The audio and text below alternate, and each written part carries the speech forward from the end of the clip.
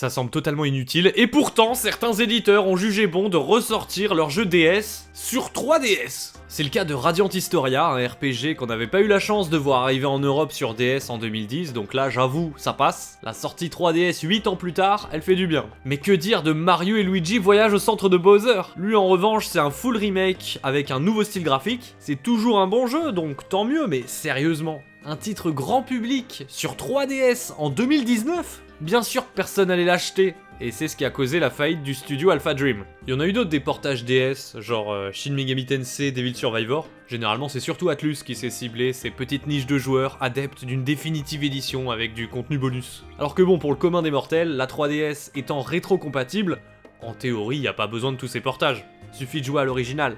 Mais aujourd'hui, quelle pensée naïve, quand on sait qu'un même jeu peut sortir plusieurs fois sur la même console. Moi je trouve ça beau la rétrocompatibilité, surtout sur une console portable, parce que ça déverrouille une nouvelle façon de prendre en main et de jouer à des jeux officiellement, sur un hardware qui peut être très différent de l'original. Sur New 2DS XL, je peux jouer au même jeu que sur ma DS Tank, mais les sensations ne sont pas les mêmes. Pendant longtemps, jouer à la DS sur 3DS, ça impliquait avoir une image moins colorée et un peu floue par rapport à l'écran original à cause de la différence de résolution. Il y a toujours l'option de lancer un jeu DS en laissant appuyer Start to Select pour avoir du pixel perfect, mais qui a envie de jouer sur un écran de Game Boy alors qu'il porte une console plus lourde qu'une Switch Lite? Heureusement depuis le temps, la commu a fait des merveilles et tu peux installer des patchs sur ta 3DS qui vont drastiquement changer ton appréciation des jeux DS rétro-compatibles. Et les possibilités semblent sans limite. Ça vous agaçait le tout tactile sur Zelda Phantom Hourglass et Spirit Tracks?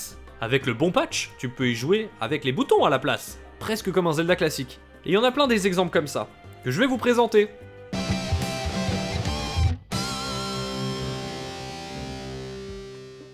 D'abord, revenons au problème de la résolution. Nintendo applique un filtre un peu moche par défaut. Alors avec TW Patch, tu peux le modifier pour quelque chose de plus net. Tu peux même agrandir la taille de l'image pour remplir complètement les 16 neuvièmes de ton écran 3DS. Mais attention, c'est pas comme si tu étirais simplement l'affichage en déformant l'image, comme quand tu joues en plein écran à des jeux Game Boy sur ta GBA pour ceux qui voient. Non, là, pour les jeux DS qui sont en 3D, avec des polygones donc, ça affiche ce qui était caché derrière le pauvre petit écran 4/3 de la console originale. Notez que ça marche pas pour les jeux 2D, vu que les sprites sont dessinés. Là, ça va simplement les étirer. Faut faire du cas par cas. Mais c'est déjà hyper sympa de redécouvrir la DS comme ça. Dites-vous que depuis plusieurs années, ça doit être la 3e fois que je redécouvre la DS. Déjà en insérant mes cartouches dans une 3DS pour y jouer au stick, c'était déjà rigolo. Puis en achetant une DS Tank pour y jouer dans les conditions originales telles qu'elles ont été pensées à l'époque, j'avais le sentiment de revenir dans le temps. Et enfin là, après avoir osé installer quelques modifs sur ma 3DS, j'ai redécouvert la DS avec des remasters improvisés de jeux que j'aurais peut-être jamais lancés autrement dans mes sessions DS précédentes. Quand les développeurs veulent pas faire le taf eux-mêmes, c'est les modeurs qui nous régalent. Par exemple, si vous installez le patch de Choco, je vais pas couvrir le process ici, mais cherchez un tuto sur YouTube, vous allez voir, c'est hyper facile à faire. Bah vous pourrez jouer à des jeux DS avec votre stick analogique. Là vous me direz, oui bah c'était déjà possible avant vu que le Circle Pad simule le comportement de la croix de la DS. Le souci c'est que du coup c'est limité à 8 directions. Et donc si on prend disons Super Mario 64 DS, bah c'est chiant ce manque de précision. Fallait utiliser l'écran tactile pour se déplacer de manière analogique. Mais alors, ces déplacements, ils existent! Et donc le rôle de ce patch, c'est de mapper les déplacements de l'écran tactile sur le Circle Pad. Et voilà, vous pouvez jouer à la meilleure version du jeu en 16 neuvième avec des mouvements analogiques précis, sans avoir à toucher l'écran avec vos gros doigts. Y a même plus besoin de rester enfoncé sur la touche pour courir. C'est tellement plus agréable à parcourir. Le souci, c'est qu'entre temps, j'ai découvert le portage du Mario 64 original pour la 3DS, et j'avoue que la 3D relief en 60 fps avec une caméra libre, c'est savoureux aussi. Mais la version DS n'est pas en reste. Ok, la résolution est plus moche et le framerate est limité, mais c'était un vrai remake qui brisait un peu tes attentes quand tu connaissais le jeu original, avec plein de petits changements et du contenu en plus. Donc au final, faites les deux, ils sont complémentaires. L'un est plus beau, l'autre est plus riche. C'est ça que j'attendais d'un Ocarina of Time 3D, qui brise certaines attentes. Donc j'avais été déçu de retrouver exactement la même aventure. J'aimerais bien que Nintendo se sorte un peu les doigts pour leur futur portage, avec des twists aussi inattendus que ce qu'ils ont fait pour ce Super Mario 64 DS. On passe à Metroid Prime Hunters, qui profite pleinement des capacités des New 3DS. Enfin, vous l'avez constaté, quand faut jouer à la DS sur 3DS, moi je privilégie ma New 2DS XL. Je trouve que c'est la plus ergonomique, et là de toute façon je perds rien vu que c'est pas des jeux qui s'affichent en 3D relief. Avec le patch, t'as des raccourcis sur les boutons additionnels, genre le scanner, bim, un petit coup de RZ, plus besoin de toucher l'écran tactile. Pareil pour viser, vu que tu peux maintenant aussi utiliser le stick C. Même si à ce sujet, je suis partagé. Je vous rappelle que dans les années 2000, les Nintendo DS, elles étaient petites et légères. Donc si un jeu se joue au tactile, ta deuxième main tenait à elle seule ta console sans souci. Sauf que les 3DS, elles sont devenues géantes dans leur version XL, et ça devient fatigant de les tenir à une seule main. Vous avez remarqué que sur 3DS, il y en avait quasiment plus aucun des jeux qui se jouaient entièrement au tactile, à part des petits jeux de l'eShop. Donc la fois où c'était exploité, ils étaient obligés de vendre un support en plastique avec pour que la console soit moins fatigante à tenir. Tout ça pour dire que même si le tactile c'était le core concept de la DS, ça a du sens sur 3DS d'essayer de s'en débarrasser. Sinon autant simplement jouer sur DS. J'ai été surpris de constater que le stick C de la 3DS, il était analogique lui aussi.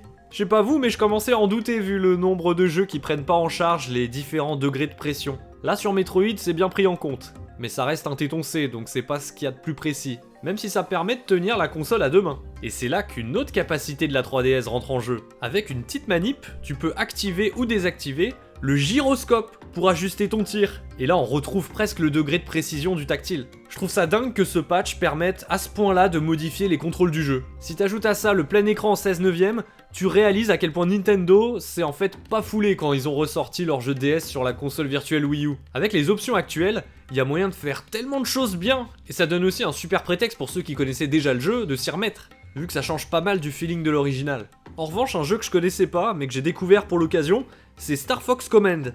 Lui aussi, il utilisait le tactile pour se déplacer et viser. Mais à moins que vous ayez un bras gauche très musclé, vous avez peut-être envie de pouvoir y jouer avec vos deux mains sur la bécane. C'est possible, maintenant, c'est le Circle Pad qui fait le travail, avec prise en charge totale des mouvements analogiques bien sûr. Bon, on perd un peu ce qui faisait la particularité de cet épisode en jouant comme ça, mais au moins vous rayerez pas votre écran en faisant des tonneaux.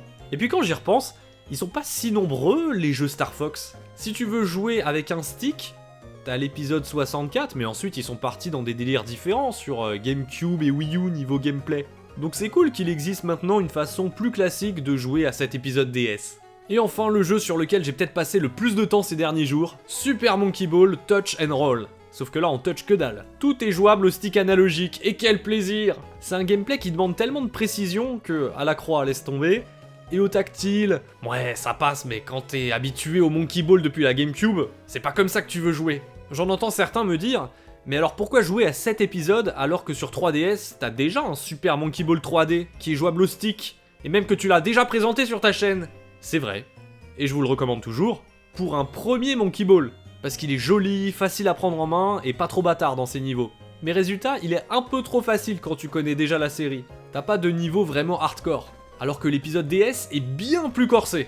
Donc ce que je vous recommande, après avoir fait Monkey Ball 3D, c'est d'enchaîner avec Touch and Roll, et vous allez kiffer. Parce que c'est une prouesse d'avoir sorti un épisode portable aussi abouti, aussi jouable, et en 60 FPS s'il vous plaît. C'est sûrement le meilleur épisode portable. Si on exclut le dernier sur Switch parce que c'est encore différent. Dans la physique, cet épisode DS, il se rapproche bien plus des versions GameCube. D'ailleurs, Monkey Ball oblige, ils se sentent constamment obligés de s'auto-référencer, donc tu vas bien sûr retrouver des stages de l'épisode GameCube, mais je vous rassure, il y en a plein de nouveaux, donc il a aussi sa propre identité.